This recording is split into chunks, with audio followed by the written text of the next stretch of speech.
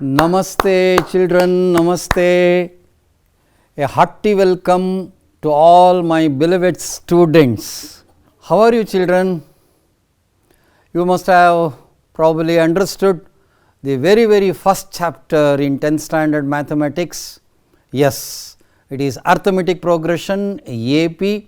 Okay, it is full of patterns, various patterns in number system. Okay, and I believe that you must have completed the assignments also given to you in this regard. Okay.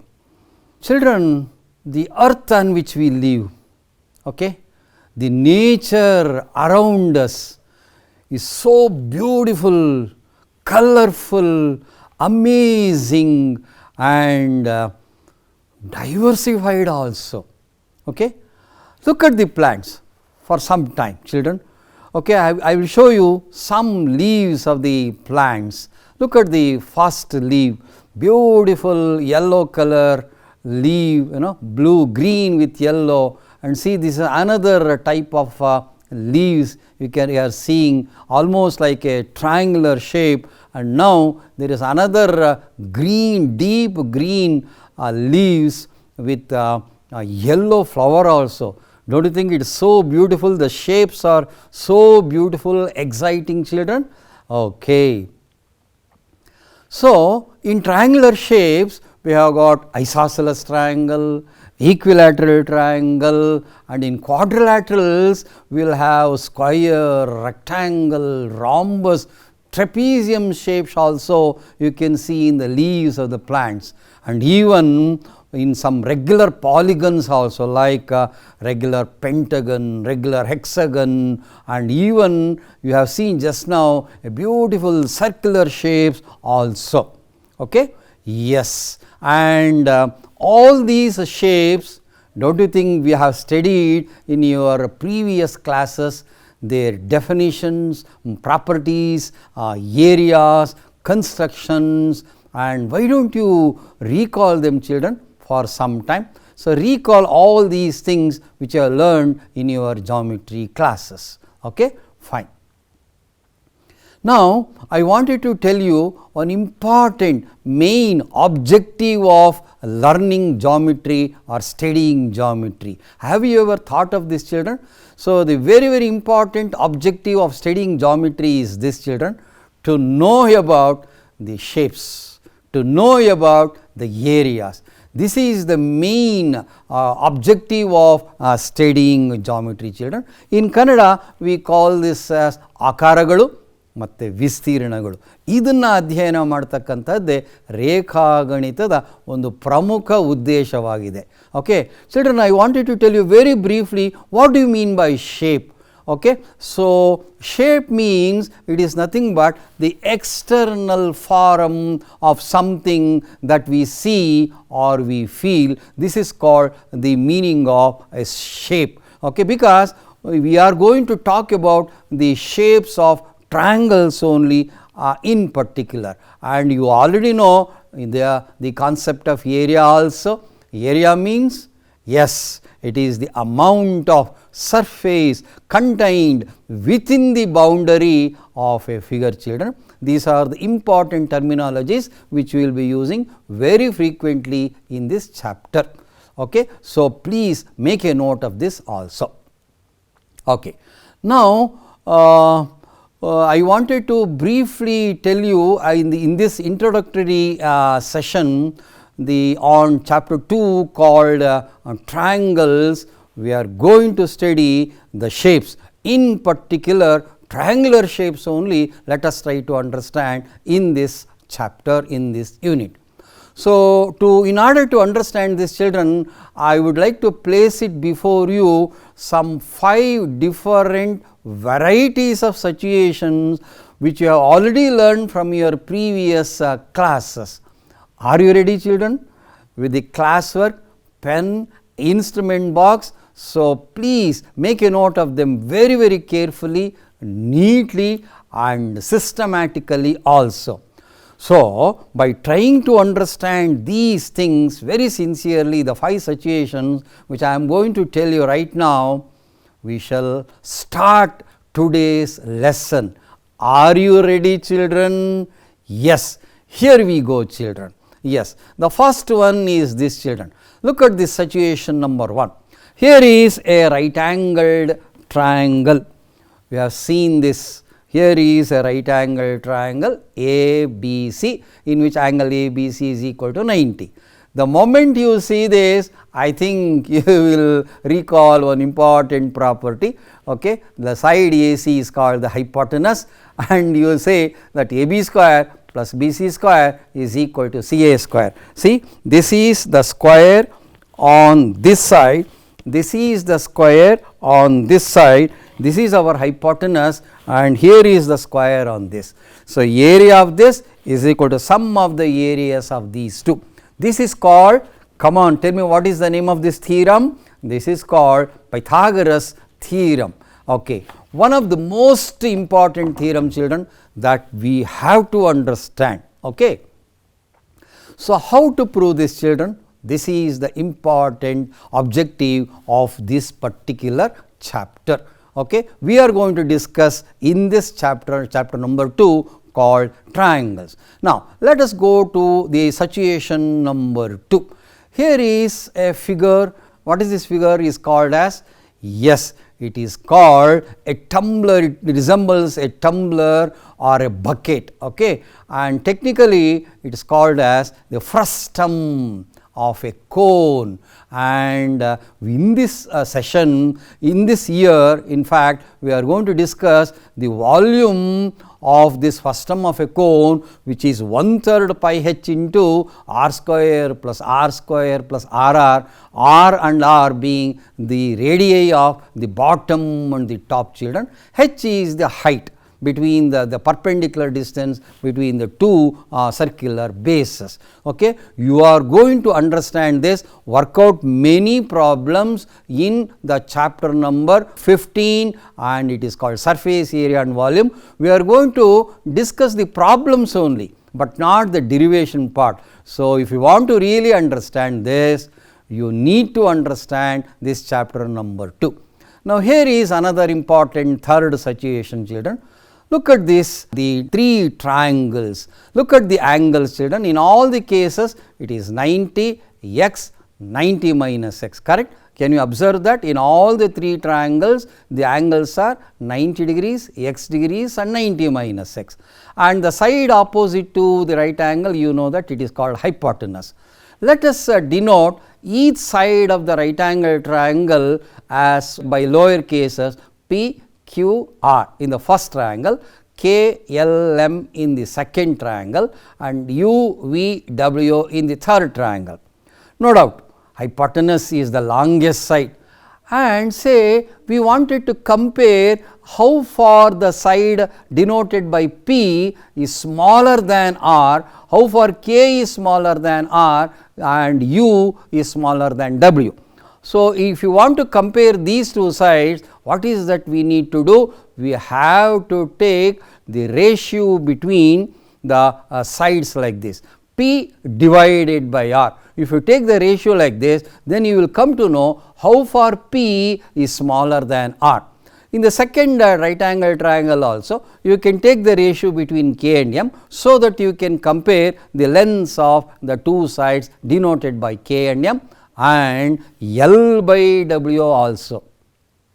Can you make any guess, children, in this regard? P by R and K by M and U by W, and it is so surprising. You will see that all these 3 ratios will be equal, and say it is equal to a particular number called a constant, proportionality constant. Okay. Now, this in future we are going to call it as, this constant ratio is called as sin theta, or in this case sin x, which is equal to P by R, a constant, children. Okay. This is one of the important fundamental concept of trigonometry. Okay. So, how to understand this is the challenging question for you. How P by R and K by M, U by W, if the angles are equal, the ratio between P and R, K by M, U by W are equal to a constant. This you need to understand this. Okay. This we are going to share with you in chapter number 11 called trigonometry. Okay. Now, fourth situation is this.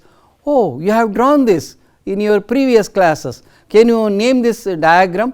This diagram is called as ray diagram. Correct, children? Can you recall this? This is called a ray diagram. Okay. You know there is a beautiful formula connecting u, v and f, and you know 1 over u plus 1 over v is always equal to 1 over f. Okay. This is called mirror or lens formula. What is u, v, f, children? U is object distance, v is image distance, and f is the focal length. How to prove this is the challenging question for you. I wanted to give you some hint here. So, if you can happen to draw a perpendicular from D, say to the principal axis, say DE, I think some of you can think and work it out. The formula 1 over u plus 1 over v is equal to 1 over f. Now, the last situation number 5 is this, children. We have studied in 10th standard classes this particular year a series called arithmetic series, children. There are so many types of series like this. This is the first and the fundamental one. Okay. And Fibonacci series is also just one among them. Okay. So, here is a chart I wanted to show you called observe this chart, children. This is called Fibonacci gauge, okay, pantograph, okay, or a golden ratio gauge. Have you ever seen this kind of an instrument anywhere, children? Okay, thank you. Okay. Now, this is called by 3 different names: Fibonacci gauge, pantograph and golden ratio gauge. Do you know how this instrument, this gauge works, children? It is really fantastic. So, where do we find the satisfactory answers for all the 5 and many other similar such questions is our question for you.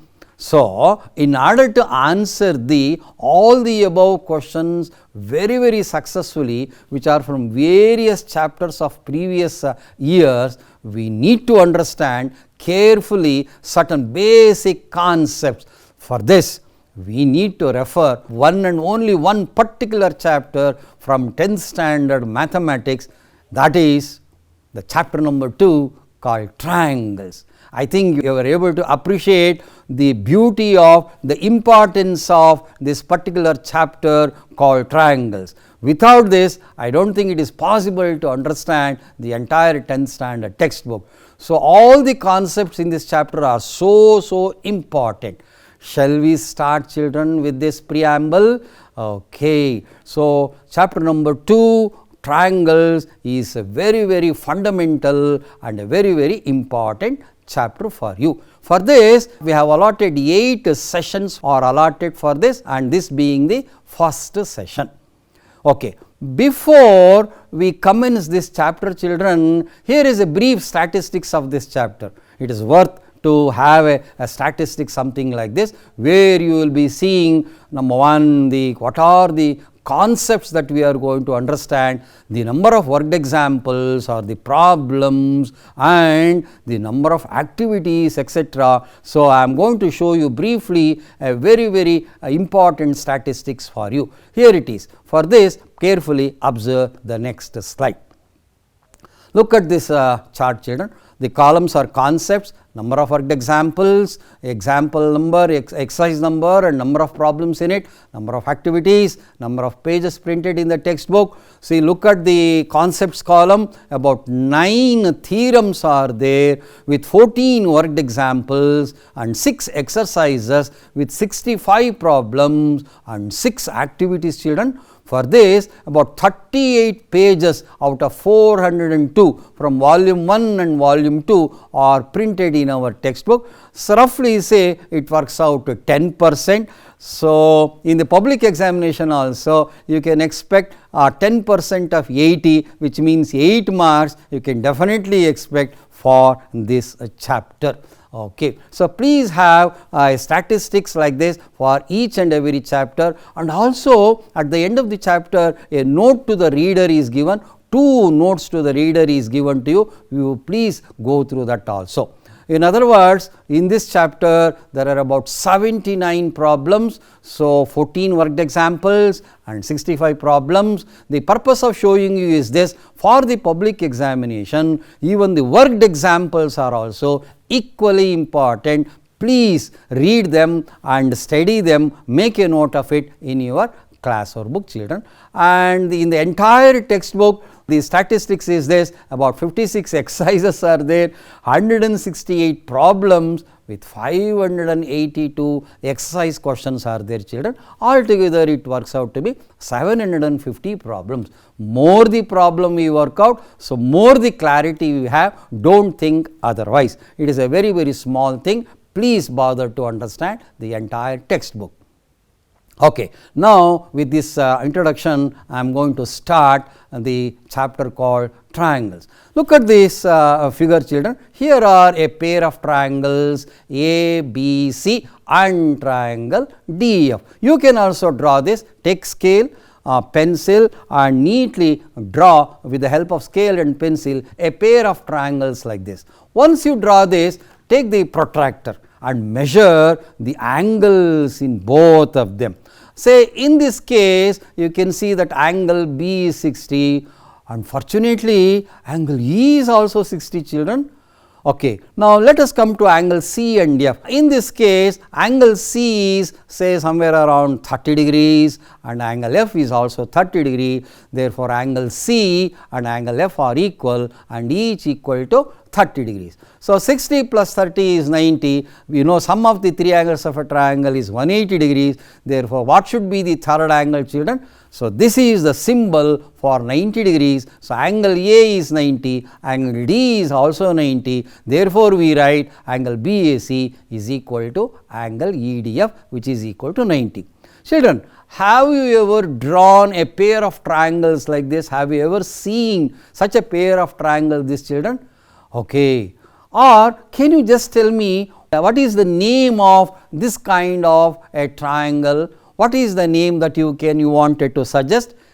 Yes, the 3 angles of this triangle ABC are equal to 3 angles of triangle DEF. Therefore, yes, you are right. It should be called as equiangular triangles. Equilateral is different. Equiangular means, this is the definition, here it is, if 3 angles of one triangle are equal to 3 angles of another triangle, it is simple, children, you should call it as them as equiangular triangles. So, this is the main fundamental concept of this chapter. So, please remember, equiangular triangles means the 3 angles of one triangle are respectively equal to 3 angles of another triangle. Then it is quite natural to say that they are equiangular triangle. In Kannada we call it a sama koniya tribhujagalu. Correct, children? Okay, fine. Yes. Now, here is a pair of triangles. Observe their shapes of the pairs of the triangles that is coming up to you on your monitor screen. Do not you think they have the same shape, children? One is larger than the other, that is all. Okay, look at the other pair of right angle triangles. How it looks to you, children? They also seems to have the same shape. So, in geometry we call these triangles which are having the same shape, akara onde idre, children, we call them as similar triangles. Okay. Similar means the shapes of one triangle is the same as the shape of another triangle. So, that is the meaning of the similar triangle. In fact, this is the name of the chapter 2 also, called similar triangles. It is one of the fundamental important concept. Okay. So, let us try to define what are similar triangles in the next slide, children. Okay. Similar triangle definition. Okay. Can we state like this? So, we can define similar triangles as this way. These are the triangles having the same. Is it possible, children, to fill up this gap, children? When do you call two triangles as similar? Yes, you are right. They should have the same shape. Then only we can call them as similar. So, these are the triangles having the same shape, but not necessarily the same area. Area may be different, area may be the same. If area is same, then look at the thing that is coming up to you under note. If the areas are also same, then come on, tell me, recall 8th, 9th standard geometry classes. Yes, we call them as congruent triangles. Children, correct? Am I right? So, if the areas are also same, shape is same, area is also same, then we must call them as congruent triangles. If only the shapes are same, we must call them as similar triangles. So, similar triangles and congruent triangles are like two eyes for a person to see clearly the things around him.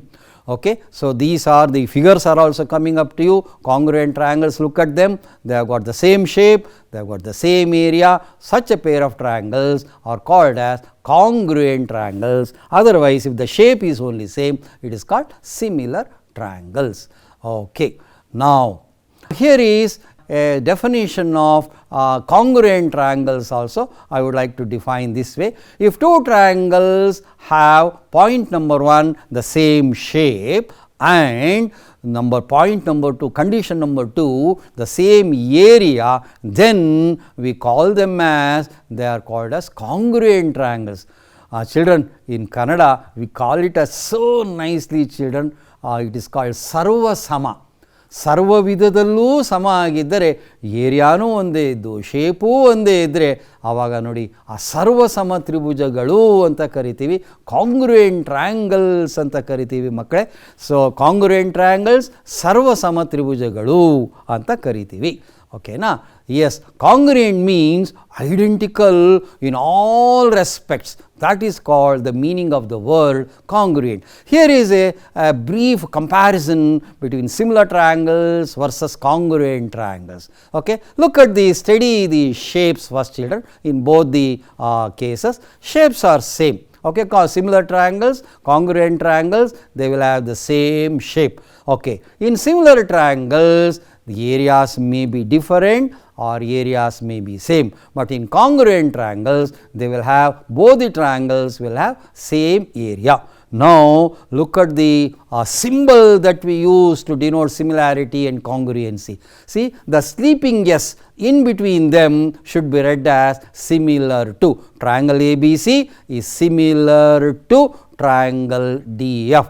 What about congruency, children? Congruency means 3 lines and then the top sleeping S. So, triangle ABC is congruent to, see, we are showing you the help of that cursor also. Please see that triangle ABC is congruent to triangle DF.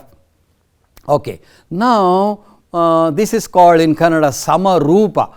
ಆಕಾರಗಳು ಒಂದೇ ಇದ್ದರೆ ಅದನ್ನು ರೂಪಗಳು ಒಂದೇ ಇದೆ ಅಂಥೇಳಿ ಸಮರೂಪ ತ್ರಿಭುಜಗಳು ಅಂತ ಕರಿತೀವಲ್ಲ ಮಕ್ಕಳೇ. ಇದಕ್ಕೆ ಸರ್ವ ವಿಧದಲ್ಲೂ ಸಮ ಆಗಿರೋದ್ರಿಂದ ಆಕಾರ ವಿಸ್ತೀರ್ಣ ಏನು ತೊಗೊಂಡ್ರು ಎಲ್ಲದರಲ್ಲೂ ಸೇಮ್ ಇರೋದ್ರಿಂದ ಎಷ್ಟು ಚೆನ್ನಾಗಿದೆ ಅಲ್ವಾ, ಸರ್ವಸಮ ತ್ರಿಭುಜಗಳು, ಕಾಂಗ್ರುಯೆಂಟ್ triangles. So beautiful, children. These concepts are so fundamental, children. You will understand future how beautiful they are, how important they are. Okay. I wanted to tell you briefly something about the symbol for congruency. What is the symbol for congruency?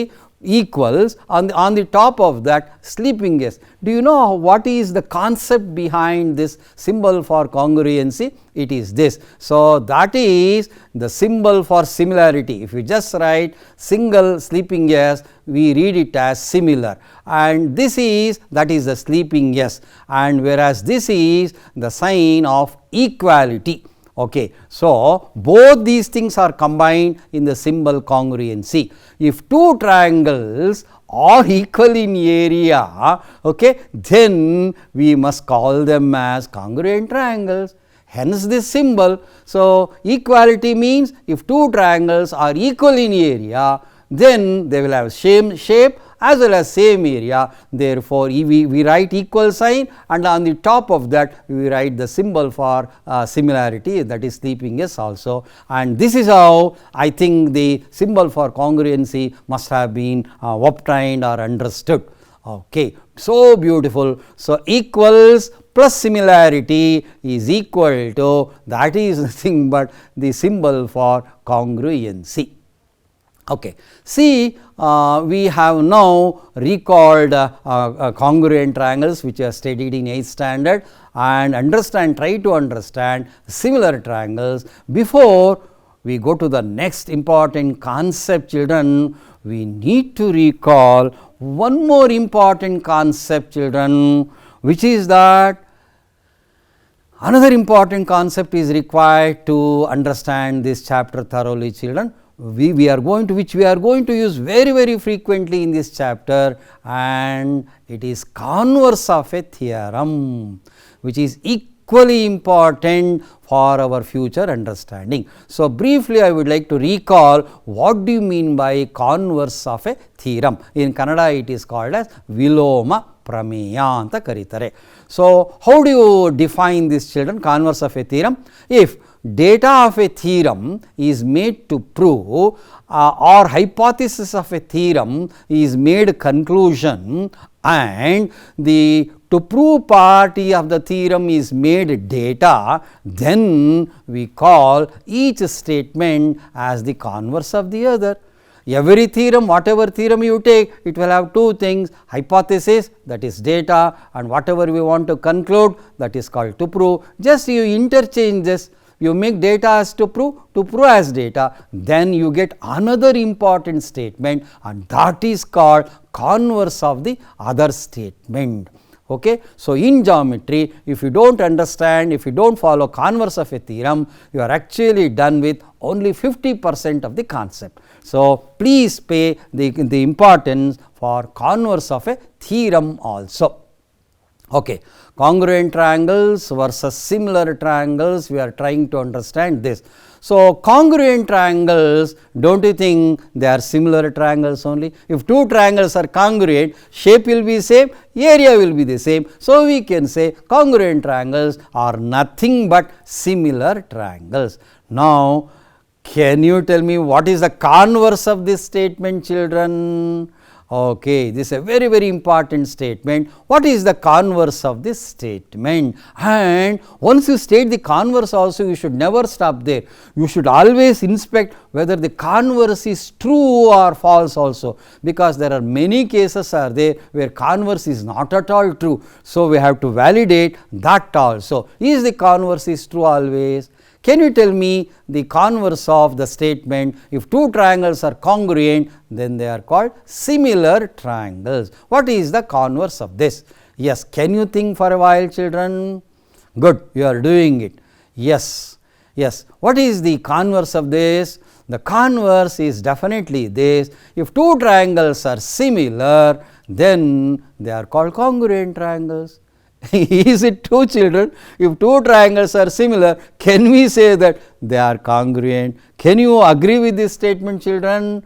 Okay, I think you are not at all agreeing with this. It may be true or may not be true. If it is true, then only we call it as congruent triangles. If it is not true, we call them as just a similar triangles. Okay. So, it may be true or may not be true. So, this part I want you should understand this very carefully. So, if two triangles are congruent, then there will be similar triangles. If two triangles are similar triangles, they may be congruent or may not be congruent. Please keep this point in your mind. Okay. Thank you very much, children, for your patient hearing. So, with all my best wishes, I am T.K. Prasannamurthy, retired headmaster from Vijaya High School, Jayanagar, Bangalore 11.